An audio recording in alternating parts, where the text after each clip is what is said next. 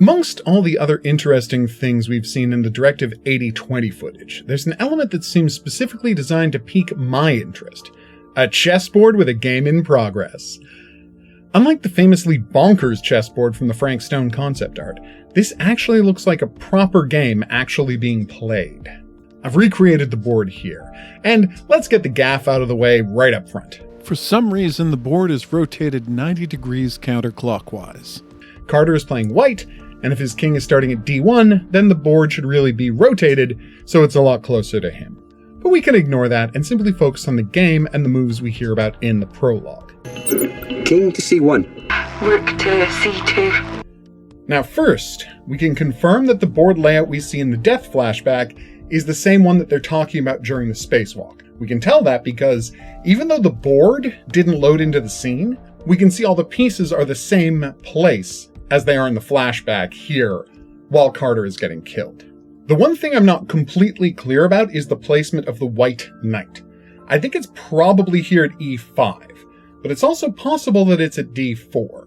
We're going to assume that it's starting at e5 though, because if it's at d4, Carter is a terrible chess player. I'll explain. As the board starts, Carter is in check from the bishop at b3. He can't move to the 2 line because the rook is at a2, and he can't go to e1 because the b4 bishop can take him there.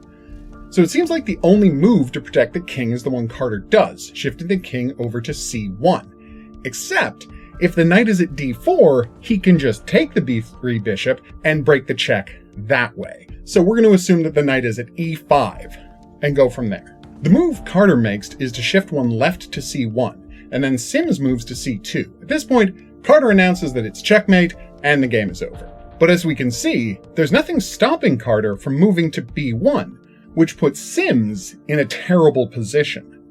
If you move the rook to b2 or c1, it can be easily taken by the king.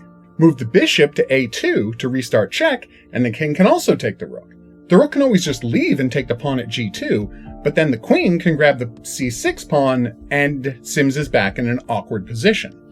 What it comes down to is that there's no way in which, based on the layout, Sims has put him in checkmate with the move to c2.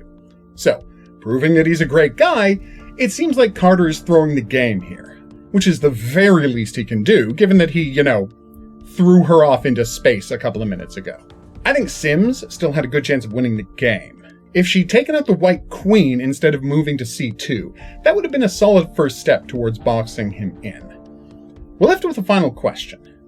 Was this a goof, or was Carter trying to do a nice thing before Sims got out of radio range? We're probably never going to know, but I'm sure there will be plenty of solvable mysteries in Directive 8020. For now, though, I've been the Hidden Object Guru. Thanks for watching. If you had a good time and you'd like to see more, there's buttons coming up to help with that. Questions, comments, your own feelings about space chess, go in the comments section below the video. Play my game, Clown in the Woods, at itch.io for free. We'll see you back here for more Directive 8020 as news allows, but until then, I'll say that's right. Au revoir.